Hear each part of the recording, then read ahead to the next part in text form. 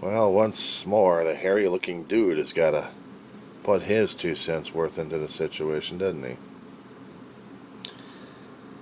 Yeah, if you've noticed some of the posts I've been putting on there, they're pretty heavy topic handed. Usually for discussion, but also for an opinion at this point. Sometimes it's not easy to stay away from topics like this because you just can't turn a blind eye. You have to get involved. Now, when it comes down for the Aunt Jemima syrup, that's a corporate decision right there. And as one person had posted, there wasn't any reaction, there wasn't any time for a reaction, and I don't see any people protesting in the streets concerning about it, but eventually they may. After the changes have already been done and corporate decided they're going to do it. Because they want to follow along the pathway of least resistance at this point. They're looking at corporate profits and they're also looking to see what's responsible for them. And they've been dealing with a product line that they felt that could have been, well, one second. The company that makes the Aunt Jemima products have to discontinue the line because they want to keep customers happy at this point over here. Not other customers aren't going to be disenchanted about it. They're going to be a little bit tiffed about it, and they'll be talking to corporate about it. That they won't be seeing the Aunt Jemima label anywhere. She's gone. She's buried.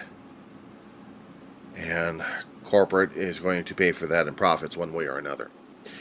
But they're trying to be in line with the times right now because this is what the trend is going through. Eventually it may swing back, I don't know. But corporate has to look at the market trends right now to see whether or not it's going to be a still marketable product or not. Have they lost sales in it? I don't know. I'm not in the boardroom, so I can't tell if they've been losing sales or not because of what's been happening and if the Aunt Jemima label is going to be a turning point somewhere in time. But it is nevertheless becoming a casualty of sorts.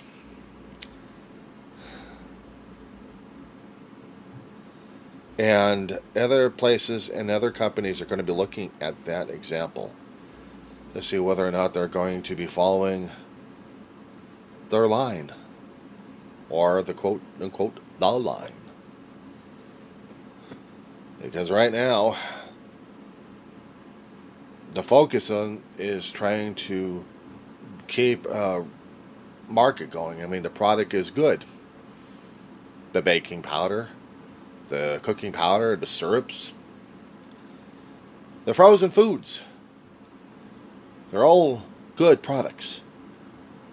It's that brand name has to change for the times. And change is a pain in the ass.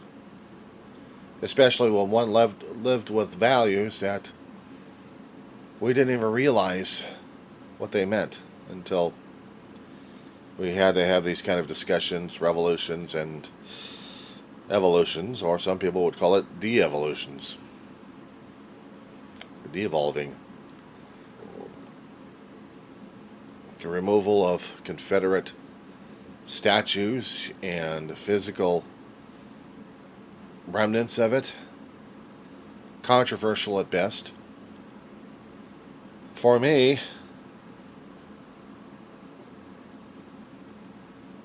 they are part of history and should be preserved as historical items, but in a museum.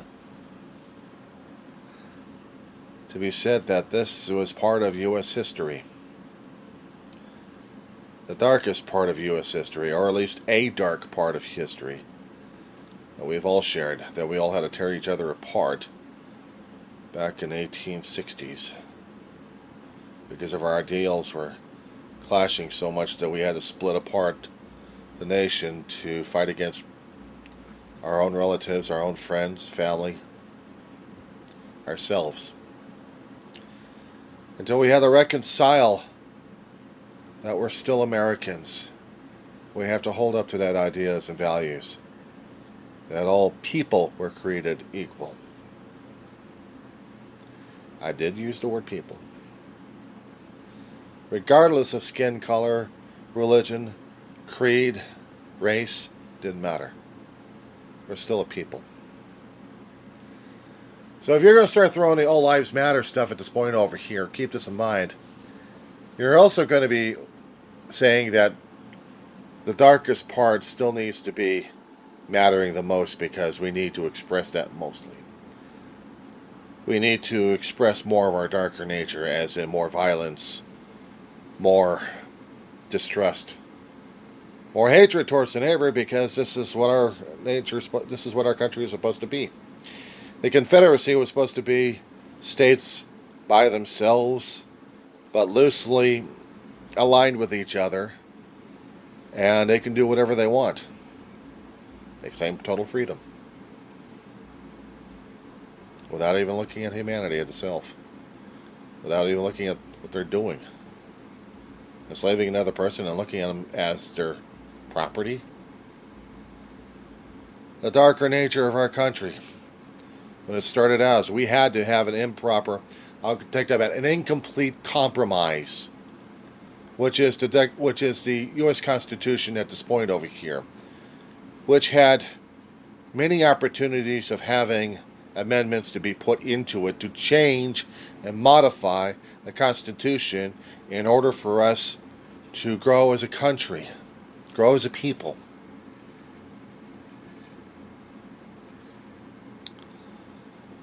And this still needs to be rediscovered every day.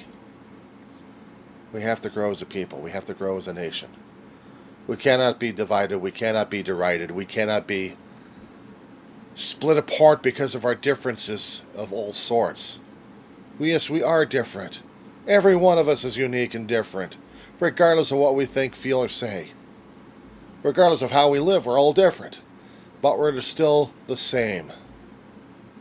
We're still human beings. We still share the common theme that we are Americans. We have our different viewpoints of what America's supposed to be. It's supposed to be land of the free and home of the brave, and we have life, liberty, the pursuit of happiness. We have our laws. We have the Constitution. I mean, it's what helps us guide us along.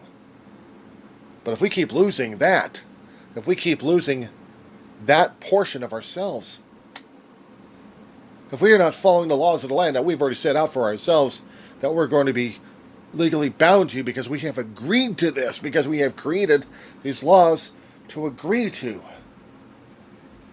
be charitable to our neighbors at this point over here, to be fair and decent, honest people, or corporations, to be profitable, but also being fair to the environment as well. And not to mention, for those who, in the earlier times of the colonialism, have been displaced because of our own ignorance, greed, and improprieties, and our also absolute need for manifest destiny, that we managed to ran over a lot of people and a lot of races and tribes, and we barely give them a hello. We owe them too much. We owe the slaves, the descendants of the slaves, descendants of Chinese and Orientals. We owe it to ourselves, descendants of what was started in this damn land of ours.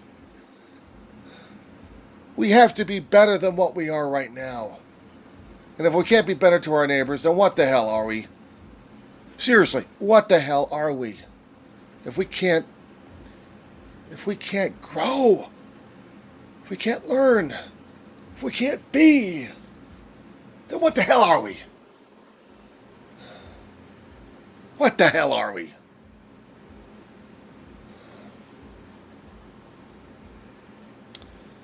First and foremost, we're born on the same land, the same home soil. under the same federal constitution. We are Americans, first and last, regardless of how we got here, for the reasons why our ancestors landed here. A nation was created, laws were created, a people was formed, a people blossomed, it grew. And now, because we got some weeds around here left and right, it's choking the life out of our damn country into something else, into a weed patch that we can't even recognize anymore. We have got to recognize this. And the ugliness is coming out of us. All of us. We have got to get that excise somehow. We have to be better. We have to be treating each other better. We treat each other like human beings. We don't treat each other like they're dirt to be stepped on. We have our pride. We have our integrity. We have our self-respect, but we also have respect for each other. And not just for a piece of cloth, but for the ideals behind the cloth. We can make up another cloth. We can make up another colored cloth. But it's the ideals that were handed down from generation after generation after generation. It's what makes us Americans. We're still frontiersmen. Every damn one of us. And we're still struggling in that new frontier. And if we can't tame it, we're sure as hell going to be having our butts kicked. We either tame it together or not at all. A house cannot stand without four walls and a roof supporting it. It will not. Much like our country. A nation cannot stand by itself if it is divided. And I'm borrowing the sentiments, if not the exact words, just paraphrasing something from Abraham Lincoln. Regardless of our political ideas and agendas at this point over here, our main agenda is to be a better nation. And if we can't be a better nation, regardless of our political themes, then what the hell are we? Then we might as well be back in 1860s again and have the Civil War and have it out right here and now. Every damn state battling each other at this point. We might as well be